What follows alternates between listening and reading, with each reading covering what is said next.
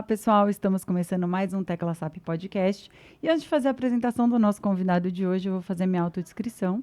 Tenho 1,76 m, morena, cabelo longo. Estou vestindo uma blusa preta, uma saia estampada com verde e botas pretas. Agora sim, falando do nosso convidado, ele que é formado em ciência da computação, investidor anjo, mentor de startups, cofundador da Prime Host e Cluster2Go, que foi adquirida aí pela Localweb, e atualmente é Head de Inovação na Wake, empresa do grupo Localweb, que oferece um ecossistema de soluções digitais integradas para impulsionar negócios. Diego Santos, seja muito bem-vindo à Tecla SAP Podcast. Muito bem, muito obrigado pelo convite, mais uma vez. E fazer a minha autodescrição, eu tenho 1,80 m, homem, tenho cabelos pretos, tenho olhos pretos, estou vestindo uma camisa social azul e calça jeans azul. Maravilha. Obrigado por ter aceito o nosso convite. A gente se conheceu aí num evento onde a gente palestrou. Foi muito legal ter sinergia aí. Então, não tinha como não te trazer aqui para a gente falar de marketing, inovação, inteligência artificial, enfim, muitas coisas que a gente vai falar por aqui. Mas para a gente começar esse podcast, quem é Diego Santos? Quem é Diego Santos? Bom, primeiro, eu sou casado com a Mari há mais de 20 anos. Tenho 2 filhas, tenho a Giovana, com 12 anos, e tenho a Beatriz, com 8 anos. São os meus xodozinhos, né? Eu sou empreendedor desde que me conheço por gente, muito por conta do meu pai. Meu pai também foi muito microempreendedor em outros mercados, lá em Santos. Eu sou de Santos também. Moro em Santos a vida toda e não pretendo mudar de lá. A nossa cidade praiana fantástica que a gente tem aqui perto de São Paulo. Como eu falei, eu sou empreendedor desde sempre, então eu sempre tive negócios desde a época de provedor de acesso discado à internet. Talvez você lembre dessa época. É minha geração. É minha geração. A gente não precisa falar disso, né? Assim. Eu já aceitei. Eu tô com 40 anos agora, eu já aceitei A gente falar. aceita que a gente passou por toda essa revolução tecnológica, né? Exatamente. Isso é bom, porque a gente acaba utilizando essas ferramentas, esse conhecimento de uma forma para ajudar as pessoas que estão entrando agora nesse novo mercado e ficam desesperadas com toda essa transformação que está acontecendo. Bom, então eu venho dessa geração de empreendedorismo desde provedor de acesso discado, depois para hospedagem de sites. Isso foi lá em 98, 99, 2000. Então eu sempre empreendi na minha vida. E e-commerce, por exemplo, eu trabalho desde 2000, 2002. Depois eu fui entrando mais numa linha de provedores de hospedagem para empresas de médio e grande porte, que foi a Prime Host, até chegar em computação em nuvem, que é o que a gente ainda fala muito comumente, que foi a Cluster2Go, inclusive uma cofundação com outras pessoas, e foi a empresa vendida para a Localweb. Então, eu me considero um empreendedor e hoje executivo pela primeira vez desde 2018, um intraempreendedor executivo dentro de uma companhia, uma big tech brasileira, que tem diversos tipos de segmentos, produtos, e é super divertido estar dentro desse ecossistema. Bacana. Como foi começando, né? Como foi essa experiência da parte de empreender e de fazer essa venda aí da sua empresa para Localweb? Complexo, em todos os aspectos possíveis. Vender uma empresa não é fácil. Eu não fazia a menor ideia de como funcionava um processo de fato como esse. E eu aprendi muita coisa no meio do caminho. A gente teve acesso a muitas pessoas interessantes que ajudaram a gente nesse processo. E você vai aprendendo como conduzir um processo burocrático de uma venda de uma empresa, como que você consegue de fato conectar os interesses, os valores, os seus valores, os valores da empresa, de quem está te comprando, se você vai continuar, se você não vai continuar, como é que é esse processo de continuidade. O que é ser um empreendedor dentro da empresa, que você não é mais dono, a partir do momento que você faz a venda, muda tudo, né? Como que é, de uma certa forma, entregar aquilo que quem empreende acaba considerando que a empresa ou o produto é parte de você, é quase como se fosse um filho. Então, você se apega um pouco àquilo, ou muito. E aí, durante o processo, você tem que ir desapegando, você tem que começar a entender que não faz parte mais de você e tem que deixar ir, também como um filho, né? Então, esse processo de aprendizado, ele tem por volta ali de uns 2 anos, até que é o que se chama de earnout, depois que você faz a venda, e você começa a descobrir o seu novo momento. E aí são os momentos de decisão. De você virar um empreendedor de novo, voltar para o mercado, construir alguma coisa, ou você virar um executivo intraempreendedor, por exemplo, que é o que eu me considero hoje, dentro da própria grupo Localweb, que não é mais Localweb, hoje é LWSA. E dentro da LWSA tem a Wake e diversos outros segmentos. Então, dentro da Wake já é um ecossistema por si só. Então, é super divertido e desafiador ao mesmo tempo. E o que eu poderia dizer para você é que foi uma coisa, para mim, foi incrível como carreira, inclusive, por não ter tido essa oportunidade de estar em outras empresas com essa perspectiva executiva, eu perdi alguns aprendizados que foram importantes e que eu até considero que seriam até interessantes se eu tivesse tido antes de começar a empreender. E agora, de 2018 para cá, eu tive a oportunidade de desenvolver essas habilidades e complementar com o lado curioso, criativo, que eu acho que são características que a gente pode explorar um pouquinho aqui hoje. Muito bacana. E o que que é a Wake? O que que faz a Wake? Eu vou explicar o Wake apertando a tecla SAP. Ótimo, Usar o gosto ensejo assim. aqui. Porque a gente faz tanta coisa, a gente tem um monte de produtos, um monte de tecnologia. Se eu começar por aqui, eu começo a falar sobre a sopa de letrinhas daquilo que a gente vive. Eu acho que a forma mais fácil de explicar é mostrar o quão invisível nós somos dentro da jornada de compra de um consumidor. Você é consumidora, eu sou um consumidor. A gente tem experiências de compra com as marcas que a gente deseja ou que a gente tem algum tipo de afiliação com essa marca. Então, quando você, por exemplo, acorda, você pega o seu celular, está lá navegando na sua rede social, e aí você é impactada por um influenciador. Esse influenciador, ele te leva para alguma mensagem de algum produto, que pode ser um produto que você já estava buscando por ele, ou pode ter sido um produto que foi objeto de algum algoritmo que apresentou para você, porque supostamente você vai precisar dele e você ainda não descobriu. Então, você foi impactada por ele.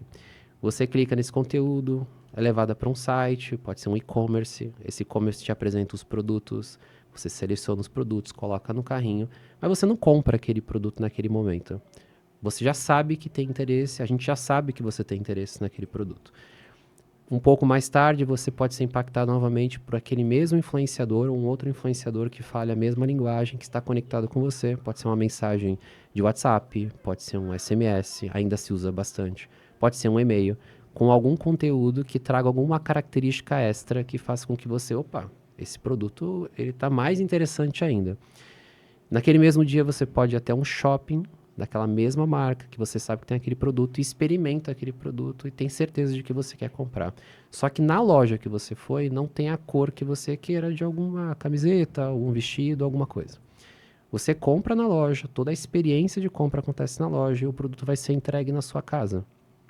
Esse mesmo produto que vai ser entregue, você não sabe ainda exatamente quando ele vai ser entregue, você tem uma ideia, mas você vai receber um código de rastreio para continuar acompanhando.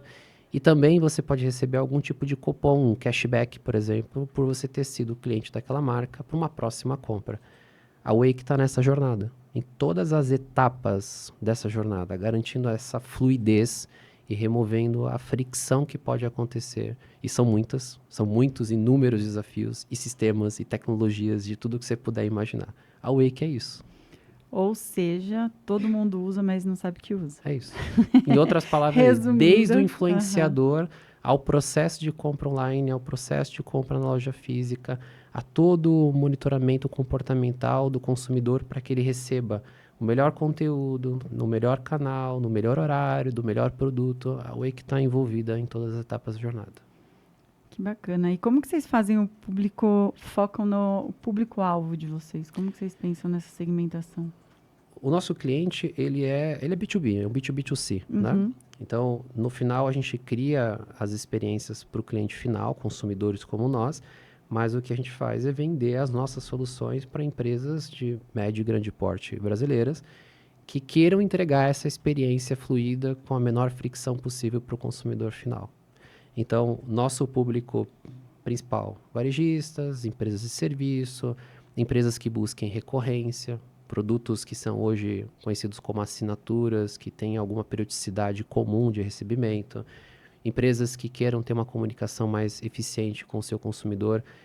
Não sei se você é dessas também, mas eu vou te falar como uma empresa se comunica comigo. Se eu receber 2, 3 e-mails que eu já vi que eu não pedi aquele e-mail e não é alguma coisa que me interessa, eu vou remover, vou colocar ele na minha lista de spam e eu não vou receber mais e-mails daquela empresa. Sim.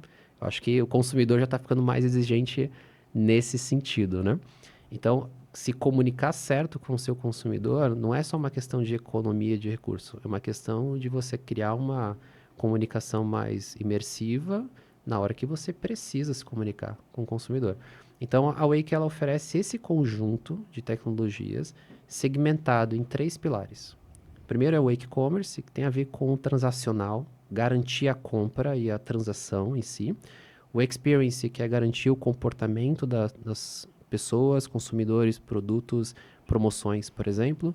E o último pilar é o mais, agora como Wake Creators, voltado para o mundo de influência, marketing de influência, que é um negócio que está cada vez mais no boom e as pessoas estão querendo saber mais sobre esse negócio.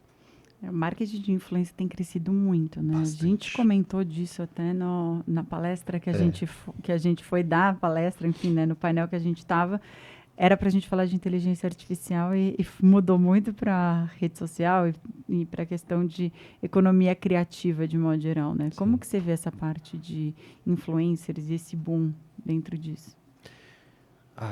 Esse mundo de influência, ele é bem curioso. A gente tem, vamos colocar assim, B2C, acho que é um exemplo bem comum para nós. A gente é impactado por influenciadores na rede social, é muito comum isso acontecer. Desde sempre a gente foi influenciado por outras personalidades, em canais talvez mais segmentados, de maior poder. E hoje a gente tem uma distribuição desses influenciadores. Então, existem muitas pessoas com pequenos poderes dentro de pequenas comunidades que conseguem alcançar e atingir públicos bem específicos. E isso aumenta o poder de impacto que ele gera nas pessoas. Então, eu acho fascinante esse mercado de influenciadores, porém, por outro lado, é um mercado que ainda está passando por um processo de profissionalização. Então, hoje ainda carece de estabelecer regras ou até mesmo existem influenciadores que podem não ser muito bem vistos ou que tentam dissuadir o consumidor por formas talvez não tão interessantes, mas que no final as pessoas acabam se interessando por um produto e depois elas podem se arrepender daquele produto. Ficou muito famoso no mercado de infoprodutores. Então, hoje em dia tem curso para tudo, né? Você quer montar um podcast? Como montar um podcast em 7 passos? Como fazer não sei o que em mais 2 passos? É muito processo de como fazer como se fosse receita de bolo. E as pessoas gostam dessas receitas de bolo. Então, quanto maior a autoridade daquele influenciador, daquele creator, maior é o impacto nessas pessoas. Existem muitos bons exemplos, alguns não tão bons, mas eu acho que o mercado de influência ele já se estabilizou como sendo mais um canal importante e que vai ganhar mais força na linha do tempo para que as marcas se conectem com os consumidores. Virou mais uma forma, né, de se comunicar. Mais uma forma. Então, você tem a forma da criação do conteúdo normal, mídia, o off, o tráfego pago, e você tem a parte com collabs, com influencers, enfim, né? Mais uma coisa na sua cesta aí para pensar em como estruturar o seu planejamento estratégico. Né? Eu acho que não é exclusivo, né? Você utilizar um influenciador é uma maneira muito interessante, até hábil. Empresas que têm produtos, às vezes, mais complexos, ou produtos que sejam mais simples, mas que você queira mostrar para o consumidor qual é a experiência que ele pode ter através de uma autoridade que venha para um conteúdo mais verdadeiro, mais conectado com a realidade, isso acaba impactando o consumidor em relação àquela marca ou àquele produto. Bacana. Como que vocês mapeiam a jornada desse consumidor de vocês lá na Wake, por exemplo? Eu acho que tem um passo importante que cada marca tem uma jornada que ela espera. Claro que tem uma jornada padrão, né, que você pode considerar desde a descoberta até a recompra, mas existem etapas que cada marca quer entregar uma experiência diferente, ela quer focar um pouco mais ou um pouco menos em cada uma dessas etapas. O que a gente tem são as peças do Lego. Então a gente consegue trazer para esse nosso cliente dando a ênfase naquilo que ele mais deseja para ajudá-lo a construir essa jornada da forma mais fluida. Vou pegar aqui um exemplo. Eu quero utilizar influenciadores para fazer o lançamento de um produto, uma característica específica. Não estou focado em venda direta, mas eu estou focado em mostrar a característica daquele produto. Qual é a jornada para isso? Bom, isso desenha-se uma jornada específica para aquilo. Ou eu quero utilizar influenciadores para fazer uma jornada de compra, onde eu tenho que ver conversão de compra. Então, mudou até o perfil do influenciador que você contrata, muda a forma que você deve conduzir com ele. Nesse meio, você precisa ter o local onde o influenciador vai direcionar aquele consumidor, ele vai ver os detalhes do produto.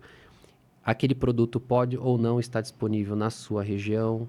Se não está disponível na sua região, por que, que você vai mostrar para o seu consumidor? Porque não tem nada mais frustrante que você ver um produto, vai avançando nas etapas, chega lá no final, vou comprar, mas não está Não disponível tem. para você. Ou não está disponível naquele preço. Isso é muito frustrante. Então, trazer tirar essa fricção e já mostrar logo no começo o que dá, o que não dá, você minimiza esse tipo de impacto negativo com o consumidor. Em meio a todo esse processo, ou seja, essa plataforma transacional, existe o experience, que é você monitorar o que está acontecendo. Você clica num produto, aí você vai para outro, aí você põe no carrinho, aí você tira do carrinho. Tudo isso é monitorável para que você possa entregar essa experiência mais eficiente para o teu consumidor. Então, essas etapas da jornada são mapeadas de acordo com onde o nosso cliente deseja focar mais em ou dar melhor experiência ou remover um pouco de fricção. Então, tem muito o lado da dor. O que aquela empresa está sofrendo de dor naquele momento ou onde ela quer se posicionar como marca no futuro. É aí que a gente desenha projetos para entregar essa jornada para eles. Incrível isso. E vocês têm um foco, assim, nessa questão da comunicação omnichannel, né? Bastante. Dentro disso. Qual que é o maior desafio disso? Acho que são vários. Então. São vários. Mas eu vou falar para você assim. Pode contar todos também, viu, Diego? Pode todos. Eu vou contar o principal. Acho que depois eu destaco mais algumas coisas. A gente tem. Hoje a gente fala do Omnichannel. E aí já se fala de um conceito um pouco mais à frente, que é o Unified Commerce, é o comércio unificado, que é basicamente a abstração de todo esse conceito. Eu não sei se eu sou consumidor que vai comprar na loja física ou no digital, se eu vou usar o celular ou se eu vou utilizar o WhatsApp ou uma rede social. Eu quero comprar. Eu não quero ter fricções, em outras palavras. E se eu tiver um cupom de promoção que se aplica num canal, tem que se aplicar no outro. Não pode ser só lá ou aqui. E a gente sofre esse tipo de coisa. Mas o que a gente percebe ainda no mercado brasileiro é que a fricção básica, que é você ter o seu estoque disponível. Imagina um varejista que tenha 100, 200, 500 lojas. Ele tem muito dinheiro, ele tem muito estoque que está disponível nas pontas, nas lojas. Muitas vezes ele não consegue utilizar esse estoque dentro das plataformas de e-commerce para girar da forma mais eficiente possível, fazer o ecossistema girar. Isso já é um grande desafio por si só. Então, como que eu utilizo o estoque das lojas, o estoque do centro de distribuição, consolido isso num lugar que possa estar disponível na minha plataforma de e-commerce.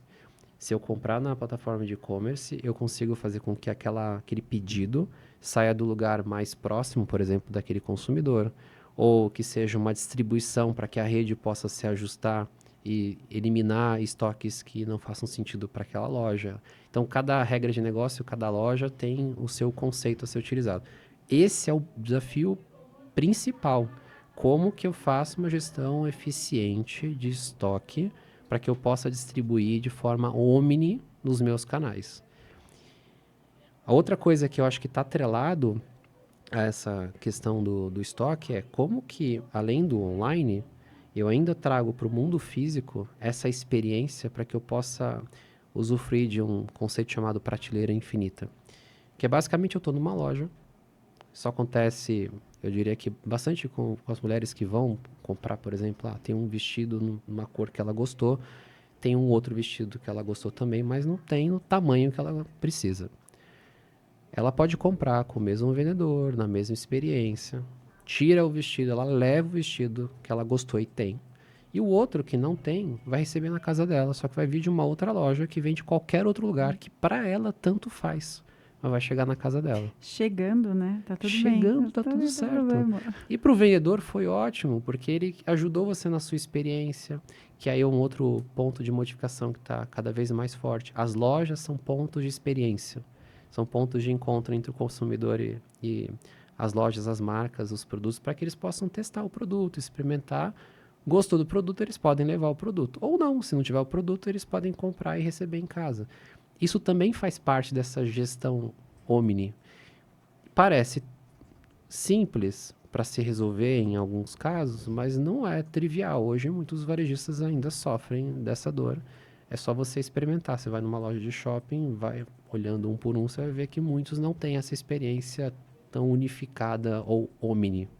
E é legal quando você fala isso, por exemplo, do varejista, né? Porque você pode encontrar na loja A, B ou C o mesmo produto, Uhum. né? E aí, se você tem ou não esse produto ali, mas você tem a condição de entregar na sua casa com uma experiência muito melhor, uma comodidade, a questão de tempo. Então, é onde você ganha essa questão da experiência do consumidor com você, né? Exato. É a jornada do seu cliente como um todo que faz toda a diferença, né? Parece sabe aquele tipo de fricção que não vai fazer muita diferença depois na interação com o seu consumidor, mas são essas pequenas jornadas de felicidade que você vai criando e que vai criando vínculo entre as partes, inclusive do vendedor local com aquela pessoa que foi comprar. Porque da próxima vez que ela tiver vontade de comprar daquela marca, é muito provável que ela procure até o vendedor, dependendo da experiência que ele conseguiu gerar. Então, se você dá ferramentas para o vendedor da loja, ele ajuda ele a criar essas experiências. Então, o vendedor passa a ser também um ponto central dentro dessa experiência como um todo. Tem uma coisa muito interessante que você fala do vendedor ser uma experiência, né? Num caso um pouco atípico nisso, mas tem, por exemplo, loja onde o vendedor ele acaba sendo o próprio influenciador da marca. Ele Exato. tem um cupom de desconto do próprio vendedor, mas como um influenciador. Aí você olha as redes sociais desse vendedor, é gigante. E aí é tudo relacionado a marcas. E aí eu vi isso, curiosamente, nessa semana. Eu falei, gente, que eu procurei um cupom de desconto, aquela coisa, né? Que você já busca um cupom de desconto Normal. no Google. E aí eu achei relacionado. E aí era de uma vez. Eu falei, será que isso funciona? E aí eu fui entender, eu falei, caramba, né? Que legal isso. E de outras marcas, onde você já recebe no WhatsApp da vendedora que te atendeu, tem toda essa experiência Exato. que cria nesse omnichannel que você está falando, até fazendo a tecla SAP do omnichannel, acho que é legal falar disso também, de como você pode ir colocando isso com o próprio vendedor, né? Total. Se você até conectar com o assunto do mundo de influência que você acabou de citar, o que é um influenciador? Ou o que é um creator? Que a gente pode até começar a segmentar esse mundo, porque tem influenciadores que são bons numa coisa, influenciadores bons em outra. O vendedor de uma loja, ele é um influenciador. Ele é diretamente um decisor de compra quando você entra numa loja. Se você entra e o vendedor ele não te atende bem, possivelmente você não vai comprar naquela loja ou você vai comprar, mas porque você tinha que comprar. Agora, se ele te atende bem, a experiência fica diferente, você vai lembrar daquilo, você vai ter o WhatsApp dele, você vai voltar. E por que que ele não pode continuar reimpactando você, você comprar e ele continuar ganhando se ele está te gerando um atendimento? É bom para todo mundo. E eu comentei, né, até do WhatsApp sendo essa experiência também, porque ele vira uma mídia Total. dentro disso, né? Qual tipo de experiência que você vê dentro disso em relacionamento? Eu diria que, bom, vamos pegar assim o básico do WhatsApp. Quem que não tem WhatsApp hoje no Brasil? O Brasil é o maior consumidor, não. O WhatsApp ele já virou uma rede social. Ele é uma rede social, É. né? E o brasileiro é o que mais usa no mundo. E teve uma palestra dia desses, eu não vou lembrar exatamente qual que era o número, mas era o Guilherme Horn, que é hoje o representante principal da WhatsApp aqui no Brasil, e ele comentou alguma coisa sobre o brasileiro ser quem mais manda áudios no WhatsApp. E é um padrão, a gente tem esse negócio de mandar áudios. A gente transformou o WhatsApp numa plataforma de comunicação até de você para com você mesmo. Uhum. Eu não tenho por uma questão de segurança, mas a maior parte das pessoas guardam coisas no WhatsApp, às vezes até senhas bancárias, coisas assim, ela vai colocando lá no nome dela, né? Como se virasse um grande bloco de notas e aquilo vira uma plataforma e aquela plataforma serve para você se comunicar em grupo, serve para você comprar coisas, serve para você ter comunidades, agora já tem função de comunidade.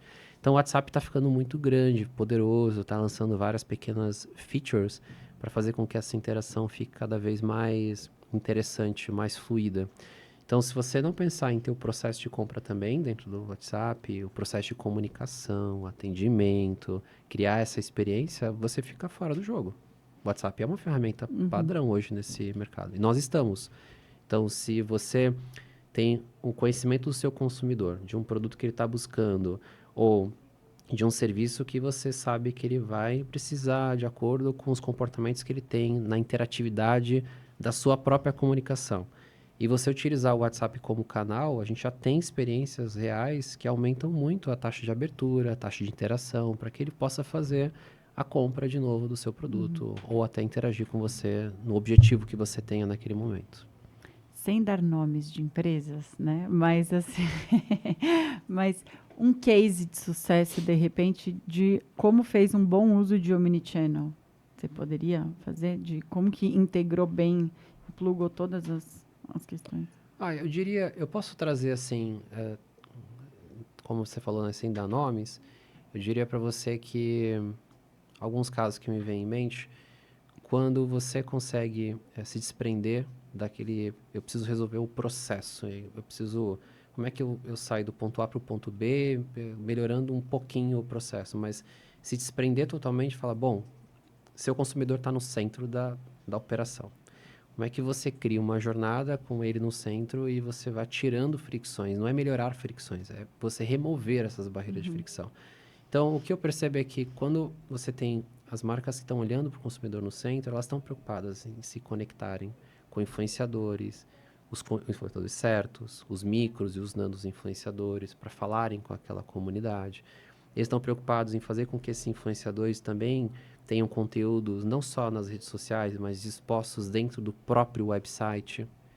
Porque hoje é comum você pensar que o influenciador produz um conteúdo só para a rede social, mas por quê?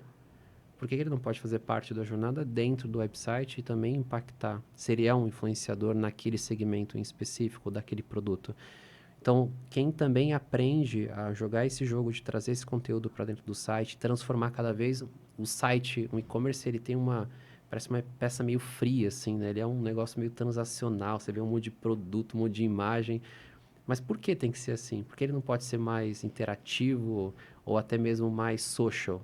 Que eu acho que esse é o ponto, com reviews de clientes, por exemplo, reviews de influenciadores, vídeos de influenciadores. Além disso, você conhecer o seu cliente, e a gente tem marcas interessantes que utilizam nossas tecnologias para conhecer o nosso cliente de uma forma profunda, se comunicar com ele da forma certa, usar os canais certos. O canal que eu gosto não é o mesmo que você gosta. O horário que eu vejo as mensagens não é o mesmo horário que você vê as mensagens. Então, você descobrir esse tipo de coisa sobre o consumidor e usar isso a seu favor faz muita diferença. O que é interessante? Quando você dá esse zoom out e olha para toda essa fotografia do que você tem para resolver e começa a utilizar essas tecnologias certas no lugar certo, você não precisa descobrir como você vai fazer, porque a gente abstrai vários desses problemas, mas você sabe qual a experiência que você vai proporcionar. Isso, para mim, é o diferencial se você é varejista, se você é uma empresa de serviço, se você vende produto grande, pequeno, não importa. O importa é que é esse mindset que faz a diferença.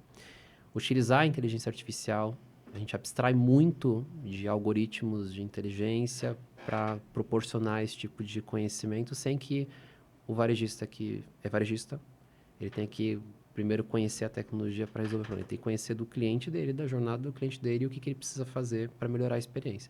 E a gente embarca a tecnologia. Então, sem ser específico em um caso, eu diria para você que o varejista que está abstraindo esse negócio de deixa eu só resolver pequenos pontos dessa jornada, mas repensando o que é essa jornada e colocando de verdade o cliente dele no centro desse negócio, ele tem tantas oportunidades hoje para criar uma experiência única que existem marcas diferenciando no Brasil que se destacam muito por conta desse repensamento. E muitos desses clientes dessas marcas também são clientes nossos, utilizando as nossas tecnologias, sem que eles precisem se aprofundar no conhecimento da tecnologia. Você falou duas coisas aqui que eu já fui anotando até. Primeiro, da parte de inteligência artificial, que eu acho que é um ponto bem importante da gente falar, né? Em relação a isso. E outra forma de como vocês conectam as marcas com os influencers. Porque vocês também têm o Wake Creators ali, né? Tem a Wake Creators. Então, eu acho que é legal falar disso, de como que vocês fazem esse tipo de conexão ali. Claro. Prefere falar de creators primeiro ou de Primeiro, AI? porque depois eu vou falar muito de AI, senão a gente vai perder a parte de creators ali. Legal. Vamos lá. A gente tem uma plataforma de creators, hoje deve ter por volta de 260 mil creators conectados a ela. Isso significa que, e faz muita diferença o que eu vou falar aqui, nós estamos conectados diretamente com a Meta. A Meta, dona do Facebook, Instagram. A gente acessa os dados diretamente dos influenciadores, obviamente com a autorização deles. Então, você tem muito insumo de dado para que você tome uma melhor decisão. Por exemplo, qual é o influenciador que deveria ser contratado para uma campanha específica de uma marca sua, de um produto específico? Claro que depende de uma série de outras perguntas, como o que você tem de objetivo, se você quer vender mais, se você quer dar conhecimento, se você quer alcançar muito, se você quer se aprofundar. Então, depende do seu objetivo. Mas para você tomar essa decisão, você precisa de dados. Então, esse influenciador, ele tem 50 mil seguidores, mas ele tem um engajamento altíssimo. E ele fala sobre tal coisa. E às vezes acontece de um influenciador se posicionar de uma forma, mas os nossos algoritmos e os dados dizem outra coisa. Então a gente pode dar as duas visões. Olha, isso aqui é o que ele se posiciona. Aqui é o que a gente sabe sobre ele. É o comportamento real dele. Quase como o que o Google, o Instagram tem sobre o nosso comportamento. A gente acha uma coisa, eles acham outra. É quase o currículo com a vida real, né, também. Tipo isso. No currículo você coloca uma coisa, a hora que chega lá no emprego é outra, É né? isso. O inglês é fluente, nem tanto, É né? tipo Aquela isso, coisa. é Sim. tipo isso. Ou talvez uma outra analogia seria como você se vê e como o mundo te vê, né? Acho que dá pra gente pensar nessas coisas. Então, a gente oferece para o nosso cliente muitas métricas, dados, informações, conhecimento. E dentro da plataforma vem o segundo desafio. Uma vez que eu tenho esse conjunto de dados, eu tenho que juntar essas coisas e falar, bom, então quanto de alcance, quanto de engajamento. No final eu vou ter qual tipo de ROI? Eu vou investir tanto para retornar o quê, de quanto ou em qual qualidade. Então a gente cria as campanhas dentro da plataforma, a gente conecta o influenciador na comunicação para que ele também possa interagir, ver se gera engajamento, gera o interesse.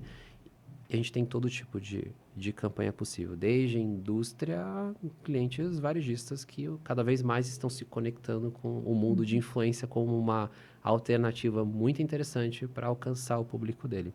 Então, essa plataforma ajuda muito nossos clientes a, de fato, utilizarem um conceito que eu acredito bastante, que são os nanos e os micros.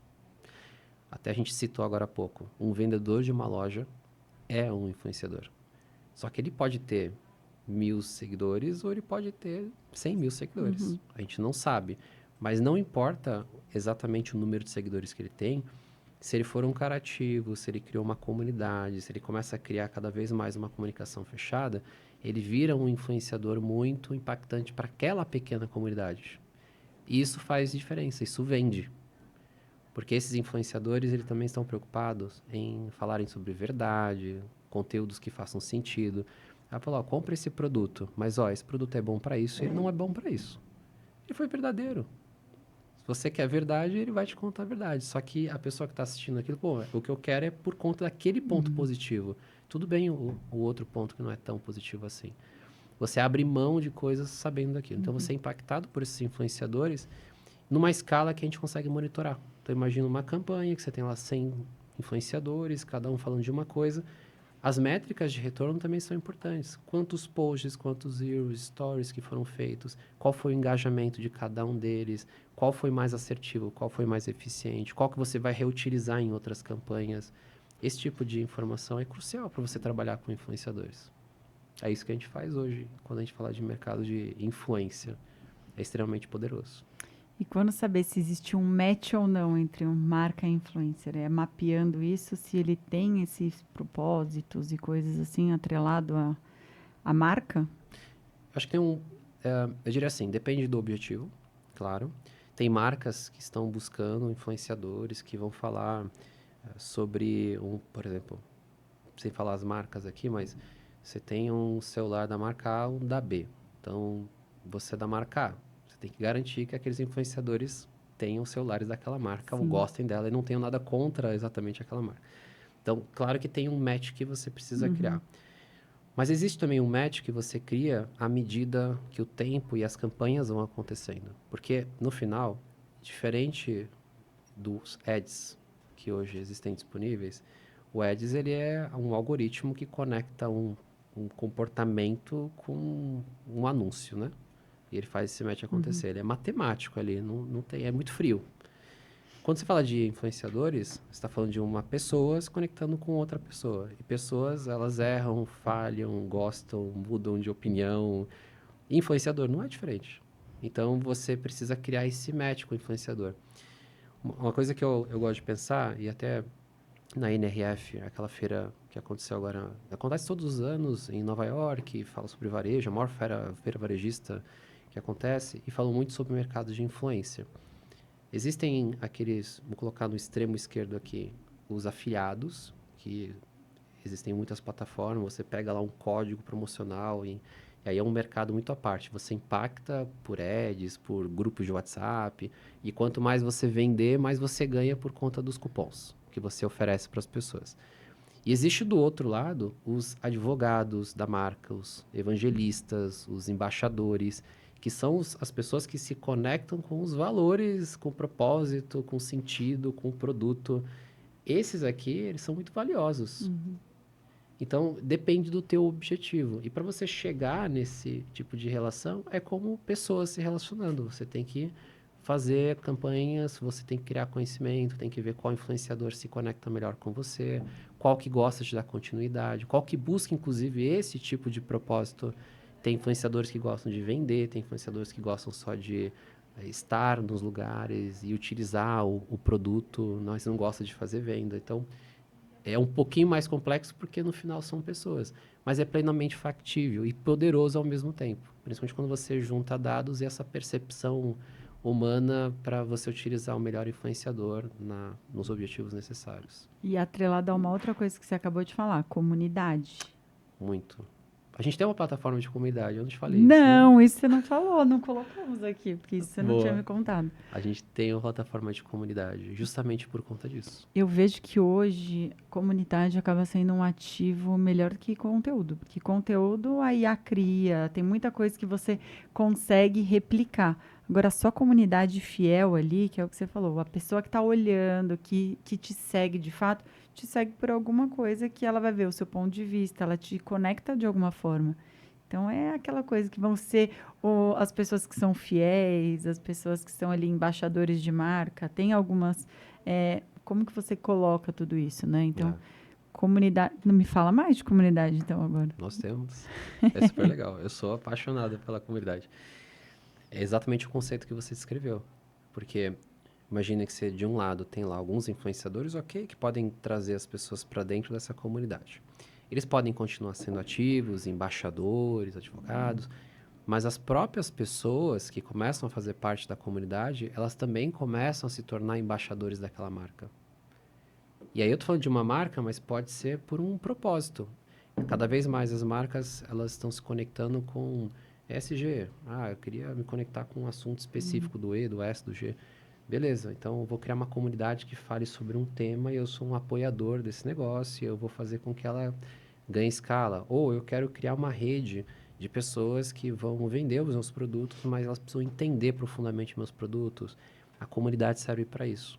Se você dá esse espaço, esse palco para as pessoas, pensa como se fosse uma rede social. Só que é uma rede social onde você tem controle, não tem um algoritmo te controlando o conteúdo. Então você abre para as pessoas que estão dentro de um mesmo conceito, na mesma busca, acesso a informações e um espaço para que elas possam também ter voz dentro daquele contexto que você permitiu. Algumas pessoas vão se destacar. Essas pessoas que se destacarem, você pode inclusive criar sistemas de gamificação, fazer com que elas busquem mais destaque, mais espaço e, por que não, se tornarem as próximas influenciadoras do que você precisa. Incrível. É bem legal. Não, exato. Eu tô aqui pensando, né, o que você está falando, porque é uma coisa que realmente A gente tem, inclusive, uma cliente dentro da agência que ela tem um infoproduto, é uma pessoa que vende muito. E dentro disso, na comunidade dela, ela trouxe pessoas da comunidade para a área dela, de vendas, para a área de trabalho, porque são pessoas que estão relacionadas, que entendem o trabalho, que entendem como funciona, já vivenciam aquilo, que foi muito mais fácil para ela Muito. de conectar, né? E aí o que Muito. você está me trazendo é exatamente isso. Muito mais fácil. Quando você cria esse conceito de comunidade, no começo não é fácil, tá? Você fazer a roda girar, né? Eu ia perguntar como vocês mensuram esses resultados, por exemplo. E tem várias maneiras, mas você dá uma métrica do tipo pessoas que voltam na sua comunidade, que participam ativamente todos os dias, pessoas que postam, quantos posts orgânicos você teve, quantas pessoas novas postaram coisas que nunca tinham postado antes. Então você vai medindo, dependendo do que você quer, se você quer ampliar sua comunidade, se você quer aprofundar ela com as mesmas pessoas se destacando, então depende também do objetivo daquele momento. Mas, tirando a parte das métricas, no começo, o desafio é você fazer essa engrenagem começar a ganhar corpo, tirar da inércia. Mas uma vez que ela sai da inércia, você não segura mais ela. Porque ela começa organicamente, um puxar o outro, um começa a conectar com o outro. Isso que é o mais legal da comunidade. E aí, claro, você tem que ter alguém orquestrando esse negócio para não perder um controle.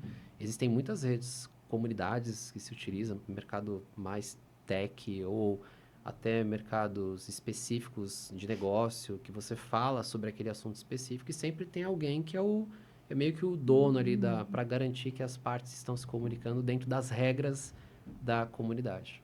A rede social, Facebook, Instagram, não deixa de ser uma comunidade, só que uma comunidade muito ampla.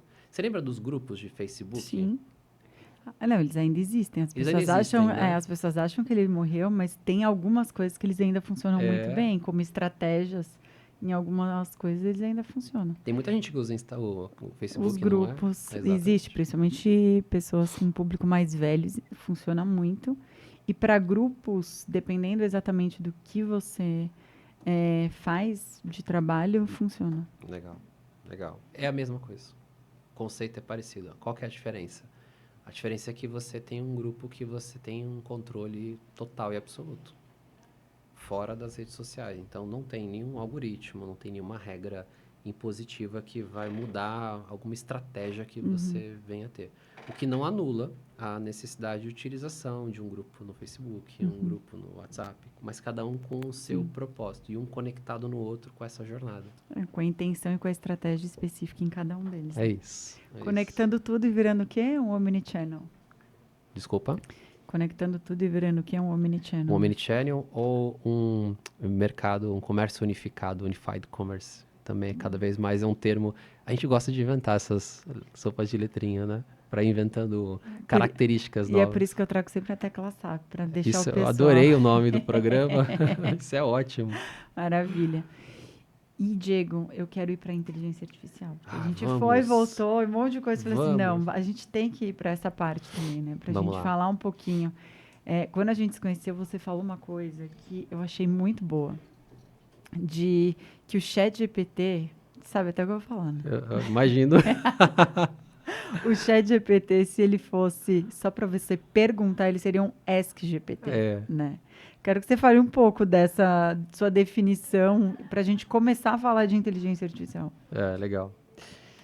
Bom, vamos lá. O ChatGPT, ele abriu um horizonte, assim. Porque até então, você falasse assim, bom, então ele criou a AI. Não criou, ele só disseminou um negócio que já estava aí. Claro que ele disseminou não de uma forma... estava acessível a todos. Ele democratizou o acesso de uma forma muito simples, muito fácil, quase como se fosse o WhatsApp no seu uso do dia a dia, só que utilizando uma AI. O que eu observava, e ainda observo no dia a dia, e eu falo bastante com as pessoas justamente dessa frase, estou repetindo ela. As pessoas entram no ChatGPT e falam, como é que eu faço para criar um texto, não sei o quê. Me considere um estrategista de marketing e faça lá 7 passos para não sei o quê. É legal, claro que é legal, ele tem essa informação, ela está lá. Mas e o poder que você perde da interatividade utilizando o chat? E eu acho que essa é a grande sacada de quando você aprende a utilizar o chat para enriquecendo, inclusive, o seu objetivo final.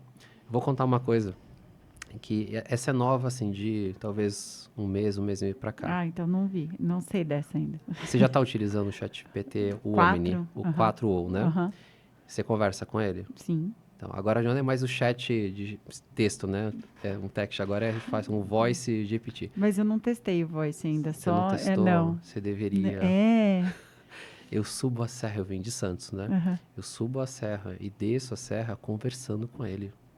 Ou Que- com ela, eu não sei. Ou Quando a esse gente ou se, quando a esta. gente se conheceu, eu falei que eu tinha bugado o chat. Você lembra? Que eu falei Lembro. que o Tô chat. curioso pra saber se O a chat resposta me veio. atrasou o prazo, briguei com ele, daí depois eu voltei. Ele atrasou 7 dias.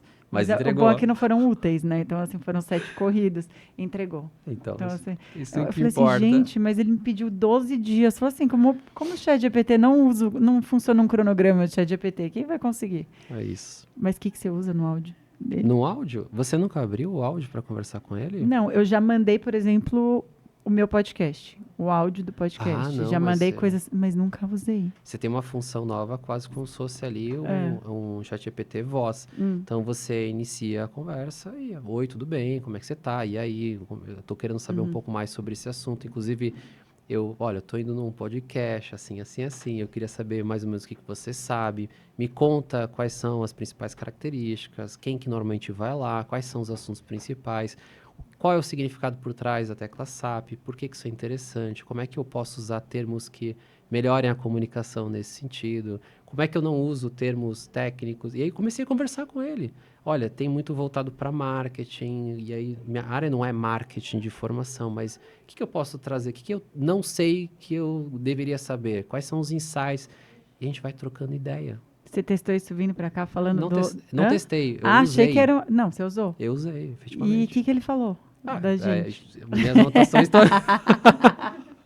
Curiosa, Tenho quero várias muito notas saber. aqui. Nossa, E Diego, quero ver isso o que é depois. legal é que ele fica guardado no chat, então eu Sim. posso depois falar, me faz um takeaway, ou melhor, um resumo disso, com os principais insights de tudo que você me falou aqui, para eu Incrível. anotar esse tipo de coisa. Ó, tô usando pouco. Isso deveria usar mais. Isso é o chat. Eu acho que a base está aí. As pessoas estão utilizando a AI para fazer pedidos como se fossem coisas estáticas. Me fala isso, me diga isso, ou corrija esse texto para mim. Mas por que não construir junto com ela?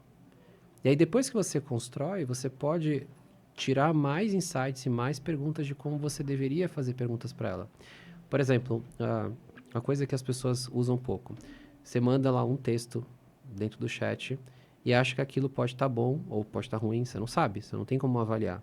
Por que não perguntar para o chat se na avaliação dele aquilo está bom ou ruim? Se tiver bom, ele faz, se tiver ruim, ele diz como deveria estar. E aí ele te diz qual é a pergunta que você tem que fazer. E aí você pega aquele texto, aquela pergunta, então é assim. Aí você faz a pergunta. Da próxima vez, não só você vai ter um resultado melhor naquele momento, mas no próximo você vai ter uma resposta melhor, porque você melhorou a forma de perguntar. E o que move o mundo não são respostas, são perguntas. Você sabe uma coisa que eu fiz? Olha só que loucura. Eu fiz um podcast semana passada e a pessoa me falou uma coisa que não tinha absolutamente nada a ver com inteligência artificial, mas falava relacionado a teste comportamental e como você falar com as pessoas de acordo com, não como você quer, mas como as pessoas gostariam. E aquilo ficou na minha cabeça. E aí eu tinha que fazer uma resposta para algo específico. E eu falei, mas essa pessoa não tem um perfil comportamental igual ao meu. E isso é muito claro, né? Eu fui no chat, respondi como eu responderia, e aí eu coloquei, considerando que eu acho que o perfil comportamental dessa pessoa é tal e o meu é tal, ficou perfeito. Não é? Ficou perfeito. Eu falei, gente, é usar disso. É isso. É. É essa conveniência que a gente precisa aprender, melhorar, utilizar. Por outro lado, o que eu sinto nas conversas? Eu tenho muita curiosidade, então eu pergunto para as pessoas, por que você usa assim? Por que você não usa assado? Ah, alguns não sabia. Ah, tudo bem, beleza, agora você sabe. Agora o problema é se você continuar usando como você usava. E muitos dizem, não, eu não uso porque eu estou dando meus dados aqui, e aí vai saber, né, o que mais que sabe de mim, porque agora ele tem memória, ele começa a gravar coisas sobre você. No meu chat, por exemplo, se eu falar, oi, tudo bem, quem que sou eu? Ele vai falar, você é o Diego, pai da Giovana, pai da Beatriz, já sabe quem eu sou. Já fiz até umas brincadeiras de contar historinha para ela, histórias infantis para dormir, você pode utilizar. E ele conta a história. E você cria a história, você inventa a história e vai reinventando uma coisa em cima da outra. Isso para criatividade, para curiosidade, é super legal. Agora, o que essas pessoas têm medo, além dessa questão da privacidade? Elas têm o medo de perder o status quo das coisas. Então, assim, pô, mas se esse negócio vai fazer o que eu faço, então eu farei o quê da vida? Porque, aparentemente, e é verdade para alguns casos, ou para muitos casos, muitos tipos de funções humanas, você vai deixar de fazer certas coisas. Vai perder a utilidade, né? Mas o que é natural, né? Sempre foi A assim. evolução de totem, de atendimento de banco, Uhum. de fast food, de coisas que você vai vendo da tecnologia. Do computador que você tinha um gigante, vai diminuindo, diminuindo. Hoje a gente está com um smartphone andando e funciona, tem a mesma questão. Então, assim, é um processo de evolução, mas é o como a gente usa isso. Esse processo de evolução, eu acho que a única coisa que causa nas pessoas é que está tão rápido o que você antes, nossa geração, o que a gente antes via mudanças 10, 20 anos, está acontecendo em 1, 2 anos, agora 6 meses, 8 meses, 3 meses. Hoje, se você olhar, me fale as novas ferramentas de inteligência artificial que estão disponíveis. Você vai encontrar coisa nova agora, hoje. Porque tem ferramentas de AI criando ferramentas de AI. Codando, inclusive, código de aplicação, que leva para um outro desafio. Desenvolvedores, a gente tem muito desenvolvedor lá. Então, mas e aí, como é que vai ser no futuro? Alguns acham que acaba o mundo do desenvolvimento, outros acham que vai mudar. Eu acho que é uma mudança, não é que vai acabar completamente uma coisa ou outra. Existe sim uma preocupação natural de a velocidade desse negócio crescendo muito rápido. Se ele fizer muitas coisas que não necessitem de seres humanos, o que acontece se as coisas não forem protegidas de alguma forma? Então, Sim. falam de renda universal, existem países já começando a discutir formas de equilibrar essa velocidade das transformações, das regulações. Mas o fato é que a evolução está chegando. Então, você tem que se adaptar. Então, o que eu trago para as pessoas, para quem eu tenho a oportunidade de conversar, é: eu entendo que você tem medo, mas você também tem que ter coragem. Acho que a coragem ela vem até antes da curiosidade, né? Você tem que ter coragem, você tem que ter um apetite de curiosidade, um pouco de criatividade. Aí o ChatGPT ajuda muito, ChatGPT e tantas outras. Ajuda muito no processo criativo. Tá sem criatividade? Pede criatividade. Conversa com ele, vai vir criatividade, mas você tem que ter coragem e ser curioso para utilizá-lo. Você precisa ser um bom perguntador, né? Um bom perguntador. Você tem que juntar as peças. Acho que esse é o grande ponto. Essa habilidade humana, ela vai fazer muita diferença a partir de agora. Então, não é você saber fazer, você saber perguntar, junta a peça A com a B com a C e transforma aquilo em alguma outra coisa. Não é sobre ser único, exclusivo e que você vai ter um conteúdo que você escreveu e aquele conteúdo não vai ter uma cópia espalhada por aí. Não é sobre esse ponto. O ponto é como é que você pega esses conteúdos e esses conceitos e junta num novo conceito e transforma ele em alguma outra coisa. E a gente tem essa habilidade como seres humanos. A máquina ainda não faz muitas das coisas que o ser humano faz.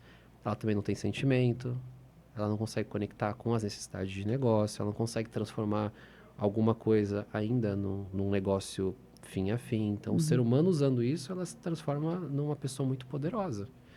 E é isso que eu falo para as pessoas quando eu entro nesse mundo de AI. ChatGPT é um pedaço, tem muitas outras coisas disponíveis. Eu ia te perguntar porque você foi tanto na NRF como no Web Summit aqui, né? Você esteve foi na NRF, né, que você estava. Na NRF. E no Web Summit, o que você viu, assim, de principais tendências para agora de... Voltada para AI. Eu acho que a gente está bem na camada dessa produtividade, trazer eficiência para as coisas.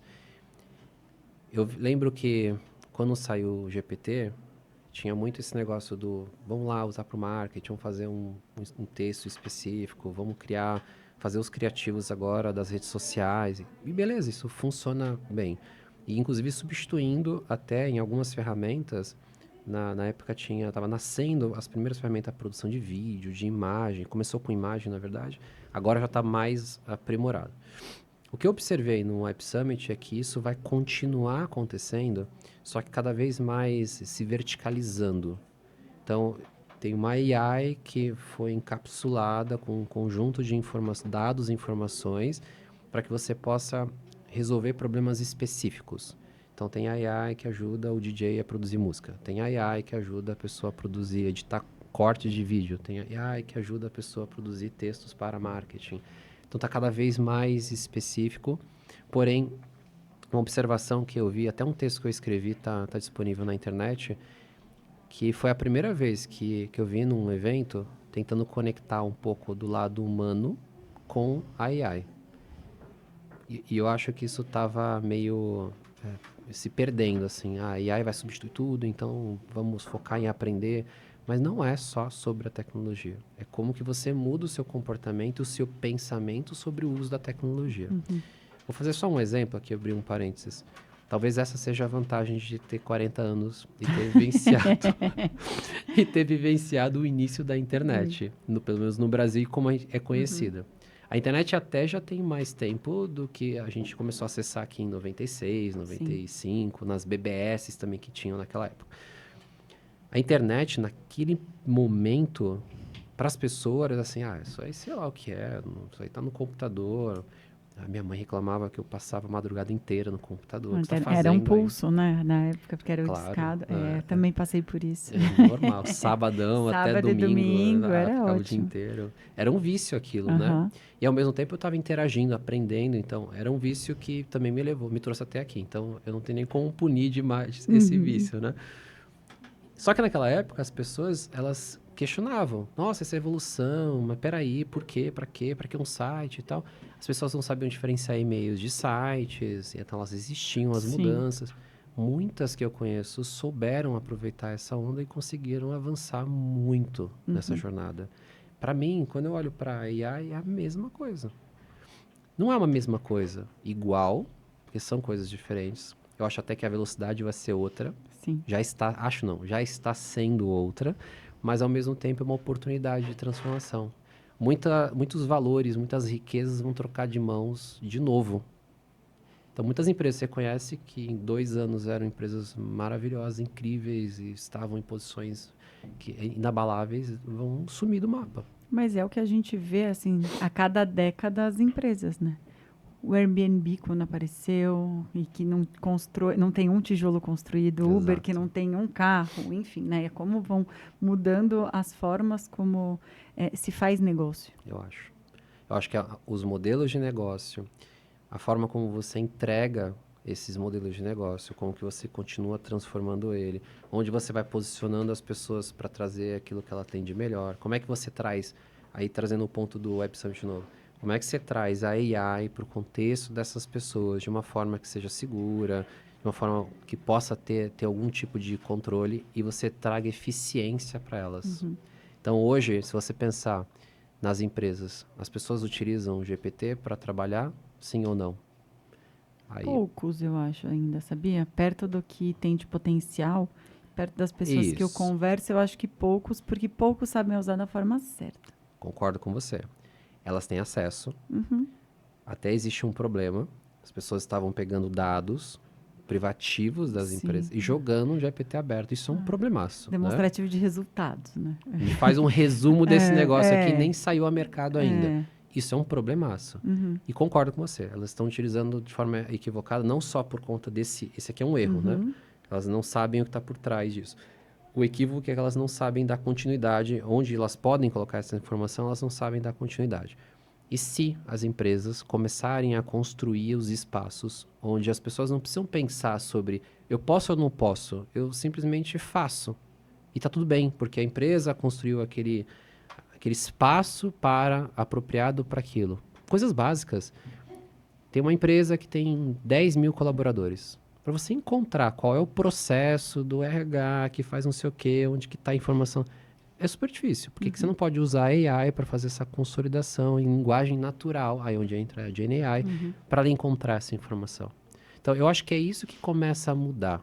As empresas vão começar a olhar para esses problemas de negócio, começar a construir soluções que escalem para empresas que, obviamente, não têm condições de construir isso e possam precisar daquele tipo de serviço, sem tirar o aspecto humano e aí cada vez mais libertar o tempo das pessoas, liberar o tempo para que elas façam o que importa. Elas serem estratégicas na forma como elas usam, né? Cada vez mais. Como um assistente. fomentar, É. ensiná-las a fazer cada vez mais esse tipo de coisa, incentivar a utilização da AI para co-criar e não dizer assim, olha, isso aqui você não pode utilizar, é um texto, tem que ser da sua cabeça. O que é um texto que sai da sua cabeça? Você tem que escrever ele inteiro e aí ele não pode fazer um match completo com aquilo que está disponível na web, mas e se você fizer uma cocriação, uma melhoria, você não poderia fazer isso? Não é plágio, não é copiar e colar. Que não pode fazer, nem se você quisesse. Do tipo, sai uma peça de um texto, você copia e publica. Eu acho que você vai dar um tiro no pé. Você vai acertar algumas e você vai errar outras. Então você tem que utilizar a AI para fazer um pedaço e você ser o revisor dela. Eu acho que aí é onde está essa combinação mais simbiótica entre humano e máquina, que cada vez mais a gente vai começar a ver no mundo físico e tal. Não sei se você já parou para se pensar assim, a gente tem um celular aqui. Será que em 10 anos a gente vai estar usando um celular desse? Será que a gente vai estar carregando uma peça? Ou será que minha filha, que vai estar lá com os seus 22 anos, fala assim, papai, eu não entendo por que você carregava um dispositivo daquele tamanho para tudo quanto é lado, e ainda pior, ele ficava sem bateria e você tinha que ficar carregando ele, procurando tomada, levando o carregador. Já pensou que isso pode não existir mais? Então, são variações que se a gente ficar preso a isso, como é ficar preso a uma era pré-AI, você não evolui, você não acompanha a evolução. Aí sim você fica fora do mercado. O que você está usando de AI? O ChatGPT é dia a dia, assim, tá até na barrinha do iPhone aqui, ele já tá no... é o meu dia a dia. Mas eu testo muito o Gemini, que é bem legal para quando você quer... As AIs têm algoritmos diferentes, então elas entregam coisas diferentes. A Gemini, você consegue buscar de uma forma interessante, ela usa o Google como base. O Google está se transformando também cada vez mais. O Google Chrome agora, o novo, o navegador, vai sair com o Gemini novo já embedado dentro da plataforma. Embedado, encapsulado dentro da plataforma. Eu gosto também do Cloud 3, da Anthropic, a Sonnet, que acabou de sair. Tem outras variações Tô anotando também. aqui, pode continuar. Tem várias, assim. Mas tem cada uma com o seu propósito. Tem geradores de imagem também. O próprio ChatGPT você pode utilizar, ele já tem agora embarcado nele um gerador de imagem. Já fez essa curiosidade, assim, de Não. pedir para ele gerar uma imagem? Você pode construir todo esse contexto que eu falei. Vão narrando, vamos conversando com ele. E no final fala assim, olha, eu queria uma imagem que simboliza tudo isso que eu trouxe para você aqui. Ele pega aquele contexto de chat, cria uma imagem, você usa aquela imagem na tua rede social, onde você achar que tem que usar. Recorta a imagem em formatos diferentes. Caramba. Leva aquilo para, sei lá, para o Canva, por exemplo, que é uma outra ferramenta Sim. fantástica. Uso muito AI no Canva. O Canva é mais para designer, marketing. Mas quero fazer um negocinho legal. Entro no Canva, faço meus pedidos, peço para fazer junção de coisas, pego um pouco de GPT, junto um pouco com o Canva. Também sai coisas legais pra caramba. Misturar, né? Eu acho que esse é o ponto, aprender a misturar as coisas. É um pouco de tudo, um pouco de cada coisa. Não tem uma solução única, não é uma bala de prata que resolve todos os problemas. Não, e a gente fala dessa questão de evolução, e não precisa ir muito longe. Em 2020, a gente tinha um cliente que a gente fazia vídeos para ele, e a gente falava, hoje em dia a gente faz em aplicativo, se for o caso, sabe? Não justificava o investimento daqueles vídeos daquele jeito. E 4 anos, né? É muito rápido. É muito rápido. E a mesma coisa que a gente entrega. Então, assim, ele já é legenda, ele já faz isso aqui, já faz tudo, né? Então, Exatamente. fica tudo muito mais fácil, mais ágil. Para você ser mais eficiente na produção. Não, e para o cliente também, para aquilo ser mais eficiente financeiramente, para ele poder fazer em volume, né? Claro. Eu acho que é a questão estratégica disso. Se você se perguntar quais são os vídeos que mais viralizam, são aqueles que têm melhor produção, mais caros, ou aqueles mais orgânicos, mais verdadeiros? Os verdadeiros. Porque as pessoas querem ver gente. O ser humano isso. quer se conectar com o ser humano. É isso. Rede social. Às vezes, eu diria assim, ele quer se conectar porque ele quer saber um pouco da vida da pessoa. Então, na prática, tem o lado de... A gente pode falar até sobre essa dica, né? As pessoas consomem muito conteúdo na internet. Então, não é muito diferente de como eram as novelas antigamente, assim, você queria saber a vida do ator e tal, e acompanhar o dia a dia. Hoje não é muito diferente. Então, as pessoas querem se conectar com gente, às vezes, para saber um pouco da fofoca que tá rolando, né? As coisas que estão Ou acontecendo. da vida, né? Da vida, né? Então, se você pegar os influenciadores os vlogs, os que gravam o dia a dia, esses viralizam e muito. Os criativos viralizam muito. Então, se você separar influenciador de creators, para mim existe essa separação clara. Influenciador pode ser uma pessoa super impactante, mas ela não é super criativa. Aí você tem as pessoas criativas que se tornam impactantes na linha do tempo. Elas criam coisas, elas inventam moda de como mostrar a mesma coisa para a pessoa de um jeito diferente. Isso é legal, despertar essa curiosidade na pessoa, né? Então, eu acho que a AI também traz um outro ponto que as pessoas deveriam olhar. Se você pensar hoje a quantidade de pessoas que consomem conteúdo versus a quantidade de pessoas que produzem conteúdo, sendo que é muito barato produzir conteúdo, por que que ele é tão desequilibrado? Eu chutaria, 98, 99% das pessoas consomem, 1 ou 2% produz. Não, e olha que o Brasil produz muito. Se a gente for fazer, né, dentro desse equilíbrio, hoje, dentro da economia criativa, representa 3,14% do PIB, mais que a indústria automobilística, se for Sim, falar. mas eu digo, a minha colocação é no sentido de poucas pessoas dentro de um universo de muita gente que tem disponível, que acessa a internet em produção ativa, que poderia ser mais produtivo e até usar a sua criatividade, eu acho que as pessoas ainda estão muito Sim, consumindo. E elas têm a oportunidade de criar e produzir coisas e fazerem alguma diferença na vida delas. Eu acho que é aí que tá sem ainda dúvida. desequilibrado, sabe? Tem muita coisa. Ah, é um assunto que Não seria legal abrir um não tem notebook aqui agora e limite. começar a fazer alguma coisa. Céu é o limite. Esse é o limite. O que mais você está usando? Além dessas, tem De alguma uso. outra que você gosta? Quero Ah, anotar aqui.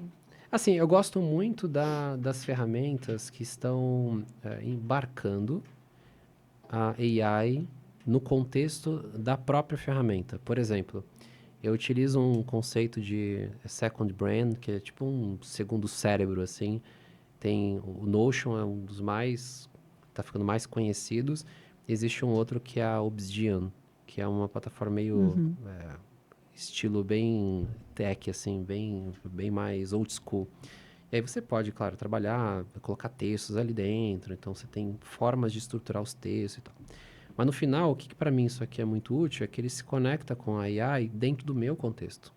Então, assim, ali é quase como se fosse o Diego pensando, o Diego falando, o Diego escrevendo. E eu posso resumir essa história, por exemplo, de quem é o Diego? Não o Diego dizendo, Uhum. mas quem é o Diego baseado em tanta anotação que eu tenho de tantos anos. Então, eu acho que Vira esse uma tipo de organização, AI né? na organização é uma organização desorganizada. Uhum. Eu não estou preocupado com a organização em si. Quem vai fazer isso muito bem e melhor do que eu é a AI. Eu só preciso produzir esses textos e dispor eles de uma forma que faça sentido para mim, principalmente quando eu for pensar em encontrar um pouco dessas informações e elaborar elas mais profundamente e usar a AI para ser um copiloto comigo. Uhum. Do tipo, como é que é mesmo aquele negócio que eu estava pensando, aquele dia que eu tomei uma nota, um vídeo que eu guardei e trazer essa informação naquele Uhum. contexto. Então, eu vou juntando, virar um grande colecionador de dados, informações e transformando isso de alguma forma em algum conhecimento dentro daquele contexto. Eu gosto muito dessas ferramentas que trazem a AI embarcada, ela abstrai ainda mais o ChatGPT, Gemini, Anthropic e por aí vai, para dentro do contexto daquela ferramenta, que é, no caso, o meu contexto. Isso para mim faz muita diferença, Customiza, personaliza para cada um, né? para Essa cada um. faz sentido. É o meu primeiro passo, que eu diria, de copiloto. É o meu assistente pessoal. Maravilha. Daria pra gente passar aqui 5 horas, 8 horas, 20 Daria. horas falando disso. E pode fazer outros. A gente marca uns próximos aí para falar uma sessão disso, mas é muito bacana. A gente tem um momento aqui, Diego, onde a gente traz o ícone do nosso podcast. onde a gente não liga ele, obviamente, mas que você pudesse deixar uma mensagem sua para o mundo. Pode ser de vida, de família, de lifestyle, de tecnologia. Nossa, O que você deixaria? uma mensagem para o mundo. Eu posso pensar? Pode. Enquanto o Diego pensa, eu vou falar para vocês se inscreverem no canal, ativa o sininho por aí. Vou pedir também, vou colocar aqui um QR Code na tela também para o meu livro. Então, para vocês que já nos conhecem por aqui, pode ter até Tecla SAP com vocês aí em casa. Tanto a versão digital como a versão física. Então, Amazon, Livraria da Vila, entre tantas outras. Tem um QR Code por aqui onde vocês podem comprar. Muito bom. Dei lá. seu tempo? Deu? Eu acho que sim.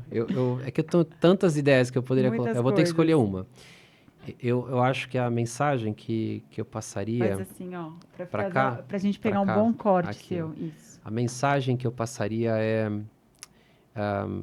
uma forma como eu vejo a vida. Eu vejo a vida como sendo uma oportunidade que você pode aproveitar os altos e baixos para que você possa ir se transformando tanto quanto a tecnologia. E tem uma frase que eu gosto muito do Albert Einstein, que é: uma vez que uma mente se expande, ela nunca mais volta ao seu estado anterior. Isso para mim é tão revolucionário e tão fantástico que eu acho que tem que associar também com uma outra coisa que é básica, mas não é tão trivial. Não é fácil de fazer. Você tem que ter curiosidade, muita curiosidade. É o tempo todo de curiosidade. E coragem para fazer as coisas. E aí eu acho que a última pitada seria: começa fazendo pouco, pequeno. Não tenta fazer coisas muito mirabolantes, porque talvez você não consiga sair do lugar. Faz pouco, mas faz. E dá um passo por vez. E vai expandindo sua mente, vai evoluindo. Essa é a minha crença, minha filosofia de vida. Maravilha. Vou pedir para você assinar. A gente gosta de deixar registrado todo mundo que passa por aqui. Que legal. Olha só quando a gente é legal que tá aqui. Esse aqui já é da terceira e da quarta temporada. Da primeira e da segunda tá ali atrás de você. Adorei a ideia. Vou copiar. Coloca aqui. Só colocar o nome, né? Só o nome. Ótimo. Muito bem. E como as pessoas te acham nas redes sociais? Eu acho que a forma mais fácil é colocar Diego Santos.multiplicavc, que também já é um conceito assim de mentoria que eu gosto de fazer com as pessoas, de ficar próximo de multiplicação, um multiplica o outro, né?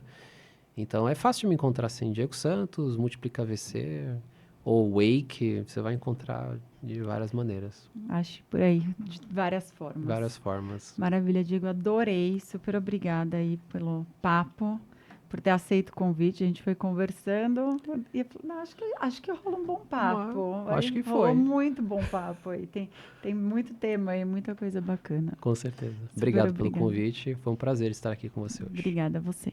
Valeu. E esse foi mais um Tecla SAP Podcast. Obrigada a você que nos assistiu até agora. E toda semana a gente tem um novo episódio. As nossas redes sociais oficiais, @TeclaSAP Podcast, e os meus canais oficiais, Caru Fernandes.